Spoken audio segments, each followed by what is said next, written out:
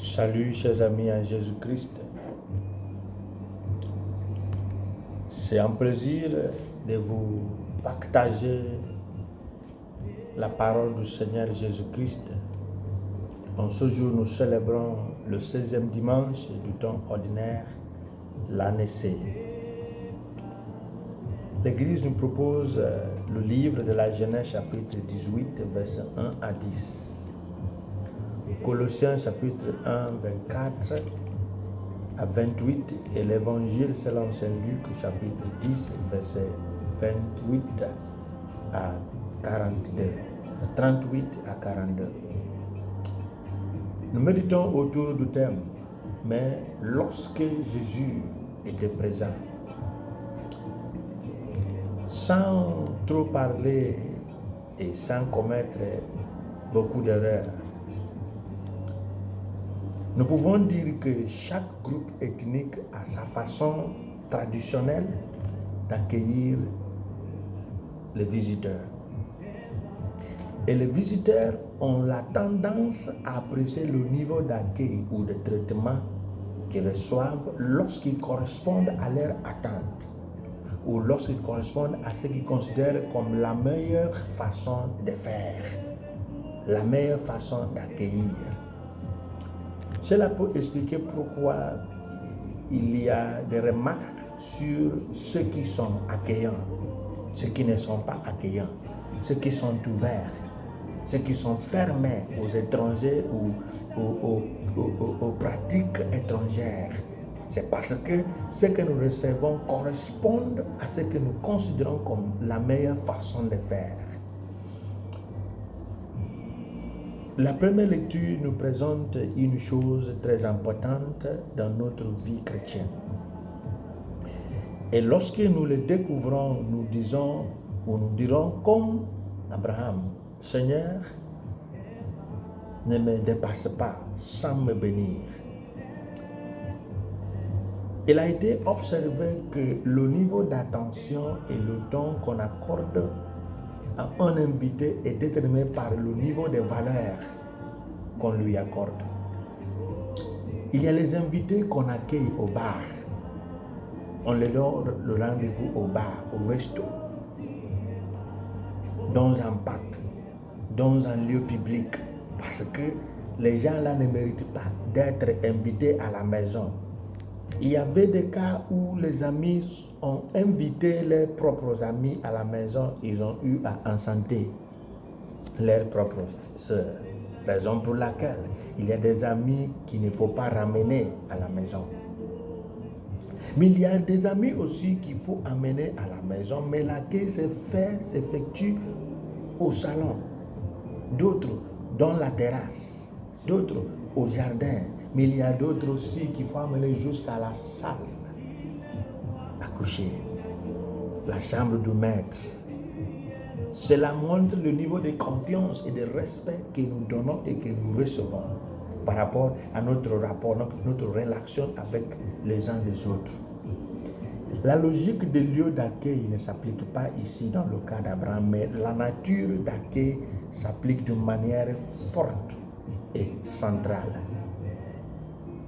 Abraham a considéré les trois hommes présentés comme les anges de Dieu comme mes seigneurs. Tantôt il les adresse comme une figure singulière, tantôt il les adresse comme des figures plurielles. Mon Seigneur, mes seigneurs. Ainsi, il les supplia de ne pas le dépasser.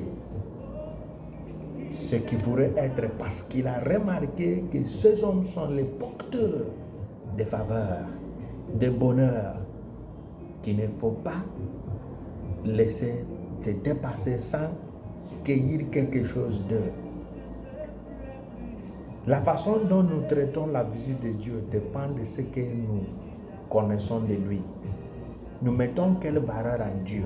Lorsqu'il y a une assemblée, une rencontre avec Dieu, est-ce que nous sommes pressés de le laisser partir ou bien nous avons le goût de savourer sa présence parce que celui-là détient le bonheur dont nous avons besoin.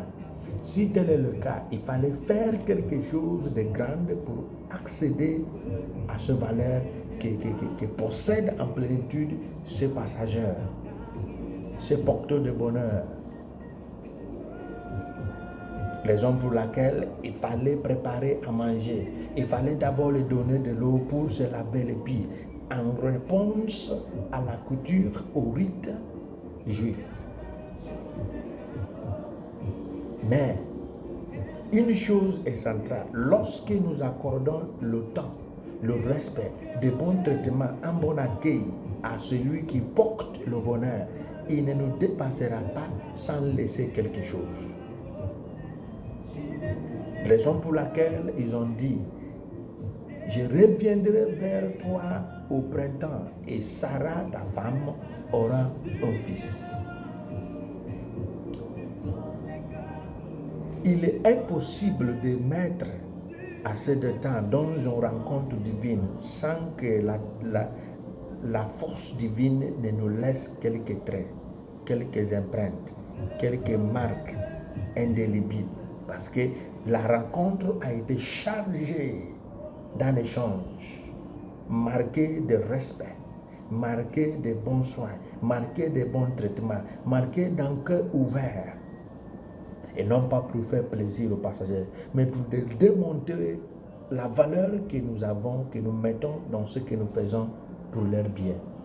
Raison pour laquelle il nous faut dire, frères et sœurs, que l'écoute, c'est un bon signe d'accueil. Quand Jésus entra dans la famille de Marthe, Marthe a voulu prendre le chemin traditionnel de chercher quoi manger, quoi boire. Mais Jésus est venu avec un message. Il fallait le laisser débuter.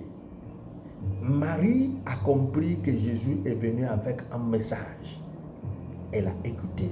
Raison pour laquelle, lorsque Marthe s'énervait et demandait au Christ de dire à sa sœur de venir à son aide, il lui a dit, tu te fatigues pour beaucoup de choses pendant qu'une chose est essentielle et Marie l'a prise. Et on ne sera pas juste de l'enlever, cette chose. Il y a une erreur que nous commettons, surtout quand nous venons dans une assemblée avec Dieu. Nous perdons notre temps tout en débutant et en terminant la conversation. On vient pour prier, c'est à nous de parler, c'est à nous de chanter, c'est à nous de louer. Il n'y a pas le temps de silence, de recueillement pour que celui qui est à l'origine de notre foi nous parle. Parce que lorsque Jésus initie la conversation, il risque de nous accuser quelque part. Il risque de nous dire que, tiens, tu penses bien faire, mais tu n'as pas bien fait parce que c'est la parole qui prune. C'est la parole qui taille.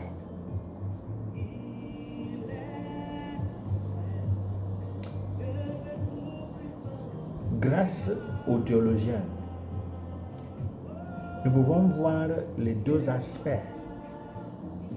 de l'activité de Marie qui écoute, représentant l'axe monastique, l'activité de Marthe qui rend le service, représentant l'axe de l'activité active, pastoral, ministère pastoral actif, pour nous montrer que les deux côtés sont importants.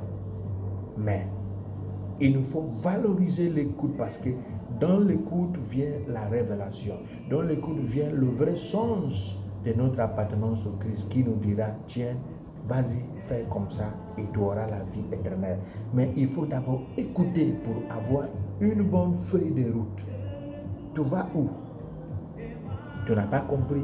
Là, on t'envoie et tu vas. C'est à travers l'écoute qu'on reçoit la bonne information avant de nous lancer dans la mission, dans l'action. Il y a une erreur qui se produit de nos jours. C'est quelle erreur? Les parents pensent qu'ils maîtrisent bien le besoin de leurs enfants.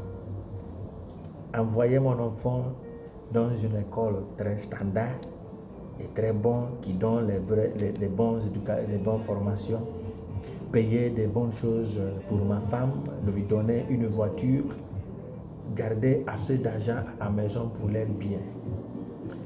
Est-ce qu'il nous arrive de penser que ma femme a besoin de mon temps?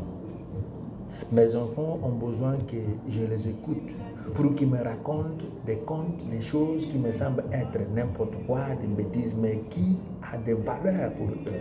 C'est ça, la vraie assistance. La vraie assistance, c'est celle qui vient à travers une maîtrise des demandes et des besoins de la personne dite nécessiteuse. Mais des fois, nous perdons notre temps en train de rendre des services déplacés. Suivons la part des maris qui débute par l'écoute pour comprendre où on a la vraie information et où on est et où on doit aller. C'est dans le silence de l'écoute qu'on découvre la bonne destination. Et dans cette écoute se trouve le cœur brisé, parce que Dieu nous dira, vous pensez que vous avez bien fait, mais vous n'avez pas bien fait. Maintenant, essayez de bien faire.